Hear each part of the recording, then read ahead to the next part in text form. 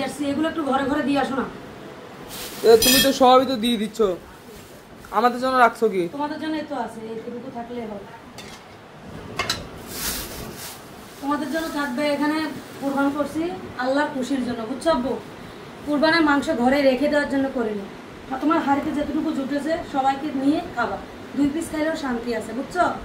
জি আম্মা, বুঝতে পারছি। এরকম কথা কখনো বলবো না আম্মু হাড়িতে শেষ হয়ে গেলো আমরা খাবো না। যা আছে তাই আলহামদুলিল্লাহ বলে আল্লাহর শুকরিয়া খাবা। আচ্ছা ঠিক। আমি এখন দিয়ে দিচ্ছি প্লেটে প্লেটে সবাইকে। হ্যালো বন্ধুগণ, আসসালামু আলাইকুম। সবাই কেমন আছেন? আশা করছি সবাই অনেক বেশি ভালো আছেন। দেশ এবং দেশের বাইরে যারা যারা আছেন সবাইকে জানাচ্ছি ঈদ মুবারক। তো বন্ধুরা, কারা কোত্থেকে ভিডিওটা দেখছেন অবশ্যই কমেন্ট করবেন। আর আমি গ্রামের বাড়িতে যেতে পারি না, চট্টগ্রামে আসি। এবারকার ঈদ চট্টগ্রামে কাটলো আলহামদুলিল্লাহ। সামনের বছর যদি আল্লাহ বাঁচায় রাখে হয়তো গ্রামের বাড়িতে যাই ঈদ করব।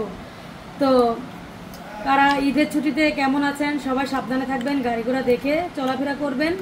সবাই সাবধানে থেকে আবার সবাই সবার কর্মস্থলে পৌঁছাবে। শাকিল, হ্যাঁ কি রে, তোমাদেরকে কখন ডাকতেছি? আমি একা একা কতগুলো দিয়ে আসছি, এগুলো একটু ঘরে ঘরে দিয়ে আসো না। তুমি তো সবই তো দিয়ে দিচ্ছ, আমাদের জন্য রাখছো কি? তোমাদের জন্য তো আছে, এইটুকু থাকলে হবে।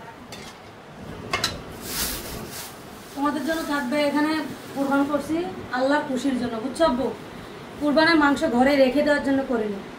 আত্মীয় স্বজন যারা আছে সবাইগুলো প্যাকেট প্যাকেট করে দিয়েছি। আর যেটুকু আমার ভাগে ছিল আমি রান্না করছি। আমার এলাকার মানুষ যারা, আমি ভাড়া থাকি, তারপর আমার ভাড়ার আশেপাশে যারা আছে তাদেরকে দিয়ে খাওয়ার নিয়ম, বুঝছো? তুমি তো ছোটো মানুষ, বুঝো না, এগুলো জেনে রাখো। হয়তো কোনোদিন আমি থাকবো না, সেই দিন এগুলো করবা।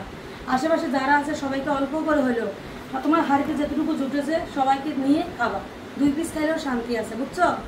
জি আম্মা, বুঝতে পারছি। এরকম কথা কখনো বলবো না আম্মু হাড়িতে শেষ হয়ে গেলো আমরা খাবো না। যা আছে তাই আলহামদুলিল্লাহ বলে আল্লাহর শুকরিয়া খাবা। আচ্ছা ঠিক। আমি এখন দিয়ে দিচ্ছি প্লেটে প্লেটে সবাইকে। আসলে কুরবানির মাংস নিয়ে ভিডিও বানাইতে আমার একটু ভালো লাগে না, আমার মনও চায় না যে ভিডিও বানাই।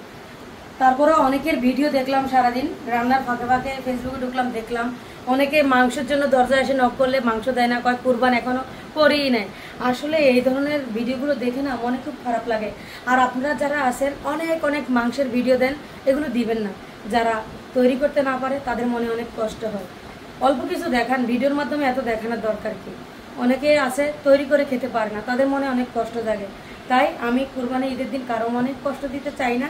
যেতটুকু রেঁধেছি সবাইকে মিলে নিয়ে খাবো, এটাই শুকরিয়া, এটাই আলহামদুলিল্লাহ। ভিডিওটা সবার কাছে কেমন লেগেছে অবশ্যই কমেন্ট করবেন। সবাই ভালো থাকবেন, আল্লাহ হাফেজ।